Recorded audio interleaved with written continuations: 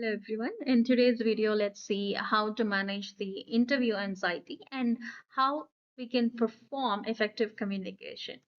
When it comes to the anxiety, first of all, we need to know the difference between the people who are too much stressed and people who faces the anxiety, particularly during the interview time.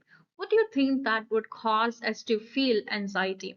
I would say anxiety is caused because of facing many interviews, or maybe because we approach or we see many people's, or fear of getting rejected or being judged. Or you can also say that a tingling feeling which we have, how am I even going to present? All these will cause us anxiety. The first one I would say is the natural anxiety during the interview time. Most of the candidates, they feel anxiety because they'll be feeling judged. What if I make any mistake? What if the answer that I say is not going to be correct? What if I make mistake while I was constructing a sentence? What if I say and they're going to judge me? So the judgment which will be passed by the interviewers will always play a predominant role to cause the anxiety level. This is the first and foremost natural way of getting the anxiety during the interview level. The second one is the sign of anxiety. So how you can find that whether are you in anxiety or are you in stress? It's a complete two different things. Stress is something that you put onto so much of content or so much of problem into your head, and then you forget how to solve it because we don't use the time management. We don't talk to the people who can actually clarify the problem. So that's how the bundle of too much of problem dropped into the head, and that causes the stress. But when it comes to the anxiety, it is the minute happening thing.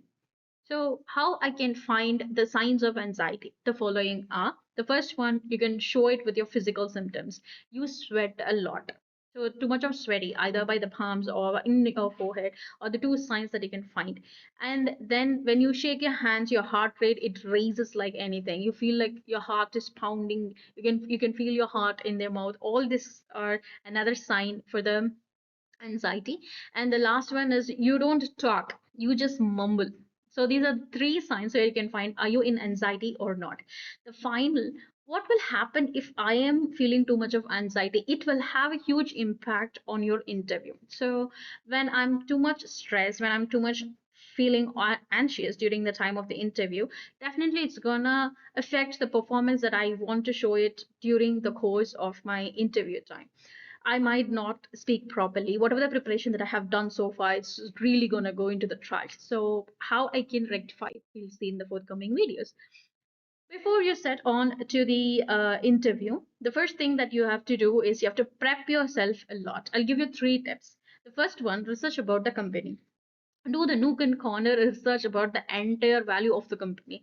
So make sure when what is the vision of the company, mission of the company, what's the current project that they're working on, what is the futuristic project that they're working on, what are the terms and norms. Know each and everything, including the culture of the company. The second one, try to answer to the common practice question which is asked about the company. Okay, so when we are practicing this frequently, when the HR is asking us, it's easy for us to crack because we have already practiced it before.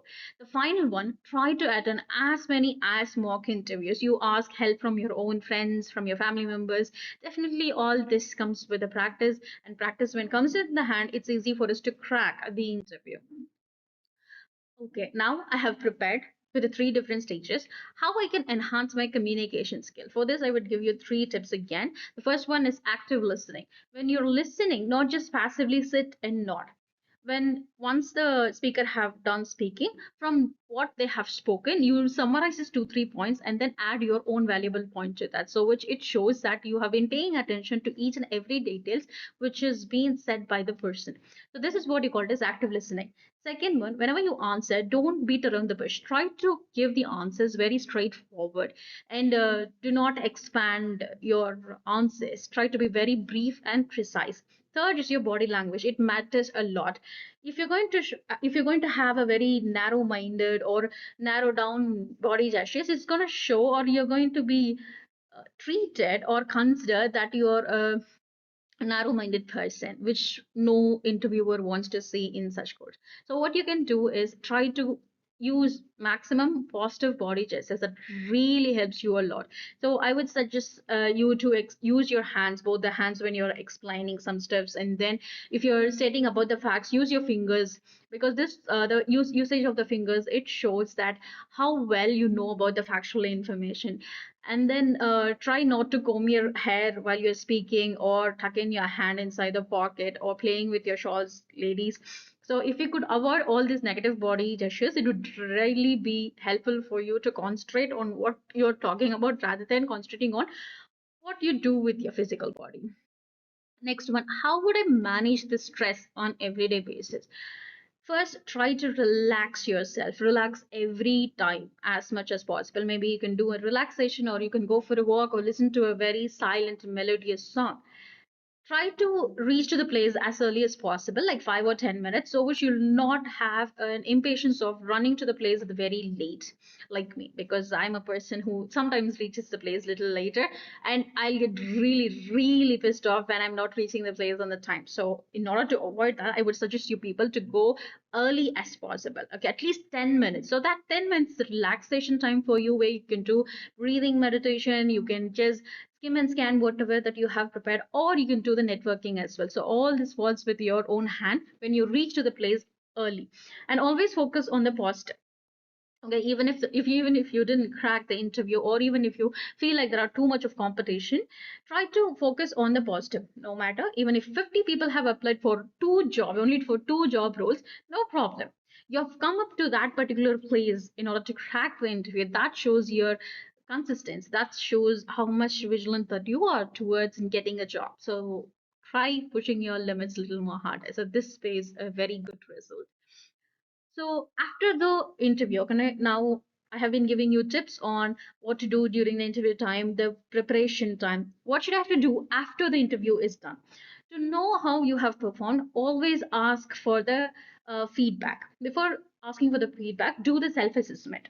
How did I perform? Was able to say, or was able to explain them whatever that I have done during the preparation time? So do a self-assessment. Second, do a solicit feedback, which means getting the feedback from the interviewers. So which this will definitely be helpful for you when you're cracking for the next interview. The last one is always practice with self-compression. Okay, treat or behave in a very kindness way, be very humble. That will definitely plays a very positive note whenever you wind up an interview. Now, what is the effective strategies that I can use it in order to control the anxiety? First one, continuous improvement. So the continuous improvement, it is not just an overnight practice. You have to practice it on regular basis and embrace the opportunities. You don't think that, oh, how many interviews should I have to attend?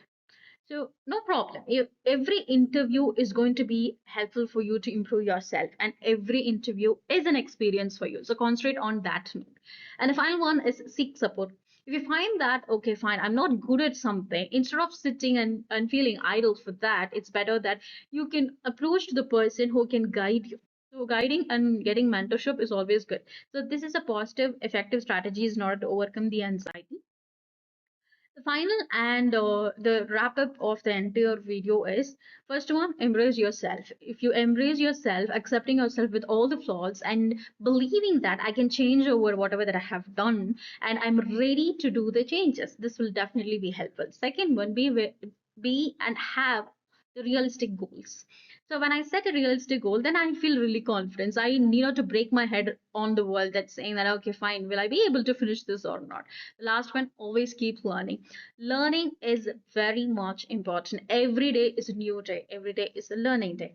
So by following all the tips that I have given you before and the preparations, definitely all of you can crack the interviews. All the very best. Thank you.